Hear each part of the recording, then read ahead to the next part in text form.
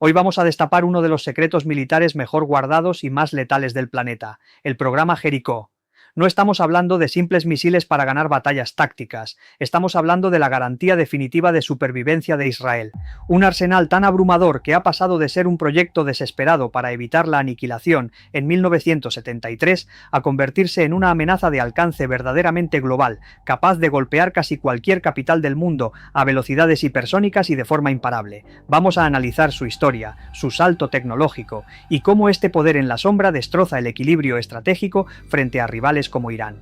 Hoy vamos a abrir la caja negra de uno de los programas de misiles balísticos más secretos y, sinceramente, más potentes del mundo. Nos vamos a meter de lleno en la historia, en la tecnología y en el impacto estratégico del programa israelí conocido como Jericó.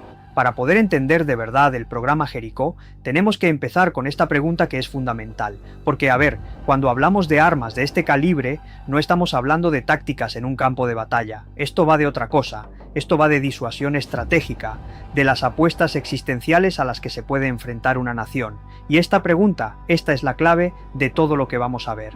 Bien, aquí tenemos nuestra hoja de ruta. Vamos a empezar por el porqué, el origen de todo esto. Seguiremos su evolución tecnológica, veremos cómo llegó a tener una capacidad prácticamente global. Analizaremos qué significa esto en el equilibrio de poder de la región y al final reflexionaremos un poco sobre el futuro. Para comprender por qué existe un arma como el misil Jericó, primero tenemos que hacer un viaje en el tiempo. Tenemos que explorar el contexto geopolítico que, en cierto modo, obligó a su creación. Antes de seguir, un concepto clave. ¿Qué es un misil balístico? Pues en esencia, es un proyectil increíblemente sofisticado. Pensemos que es como lanzar una piedra, pero a una escala, bueno, monumental. Un motor de cohete la impulsa fuera de la atmósfera a una velocidad brutal, y una vez allí, el motor se apaga y la carga útil simplemente cae de vuelta a la Tierra, siguiendo una trayectoria parabólica, balística, que solo obedece a la gravedad hasta llegar a su objetivo a velocidades hipersónicas. Su verdadero poder no está solo en la carga que lleva, sino en que es prácticamente imparable una vez empieza a caer. Esta frase captura un momento de auténtica desesperación. Fue durante la guerra de 1973, los ejércitos árabes lanzaron un ataque por sorpresa y estaban avanzando. El entonces ministro de Defensa, Moshe Dayan, pronunció estas palabras: templo. Era la palabra en clave para las armas nucleares. La sensación de que la derrota era inminente fue tan real, tan palpable, que se llegó a autorizar la preparación de los primeros misiles Jericó 1. Esto nos demuestra su naturaleza de ultimísimo recurso. Y aquí está el quid de la cuestión. El objetivo nunca fue ser el primero en atacar. La meta era la disuasión a través de una promesa de represalia. O sea, garantizar que incluso después de sufrir un primer ataque absolutamente devastador, se pudiera lanzar una respuesta igual de aniquiladora. Es una doctrina puramente psicológica. Si tu adversario sabe con un 100% de certeza que no puede eliminar toda tu capacidad de respuesta y que tu contraataque será catastrófico, pues nunca se atreverá a lanzar el primer golpe. Por eso la capacidad de supervivencia, ya sea con silos reforzados bajo tierra o con lanzadores móviles, es la piedra angular de toda la estrategia. Vale, avancemos en el tiempo para ver cómo este programa pasó de ser una defensa casi desesperada a convertirse en una pieza central del poder estratégico de la región. Aquí vemos la progresión inicial. El programa arrancó con ayuda externa, concretamente de Francia, pero después de un embargo de armas, el desarrollo tuvo que continuar a nivel nacional.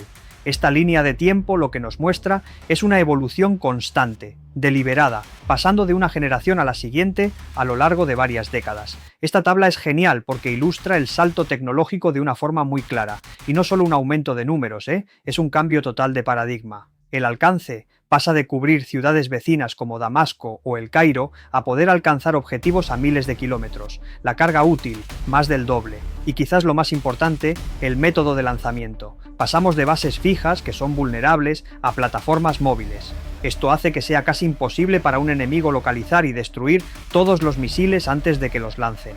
Vamos a desgranar un poco estas mejoras. El propelente sólido es clave. A diferencia de los combustibles líquidos, no necesita una carga larga y peligrosa antes de lanzar. Está listo para disparar en cuestión de minutos. El motor de 2 etapas es como poner un cohete encima de otro, le da un impulso extra para llegar muchísimo más lejos. Las plataformas móviles, como decíamos, un cambio radical para la supervivencia.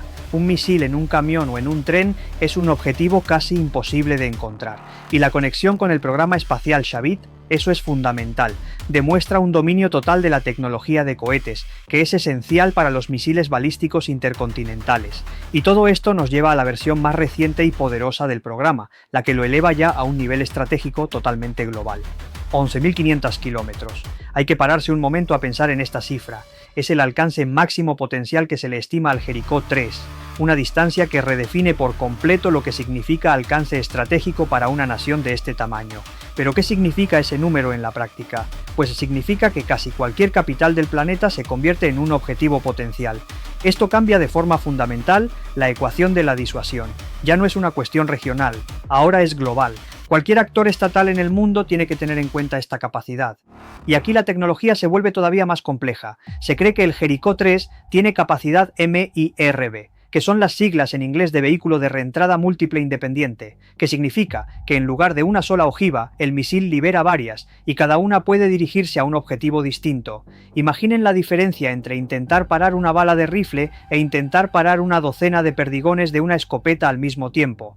Complica de forma exponencial la tarea de cualquier sistema de defensa. Es una pesadilla. Vale, ahora vamos a poner esta capacidad en el contexto de su entorno más inmediato. Vamos a compararla con la de su principal adversario en la región. Esta tabla, que se basa en información de fuentes abiertas, muestra un contraste que salta a la vista. Por un lado, tenemos un programa discreto, metódico, tecnológicamente muy avanzado. Por otro, un programa muy público, muy exhibido, pero que según los informes se enfrenta a problemas muy serios de capacidad y efectividad, tanto en su parte ofensiva como sobre todo en la defensiva. Los análisis indican que la red de defensa aérea iraní ha sufrido un desgaste enorme.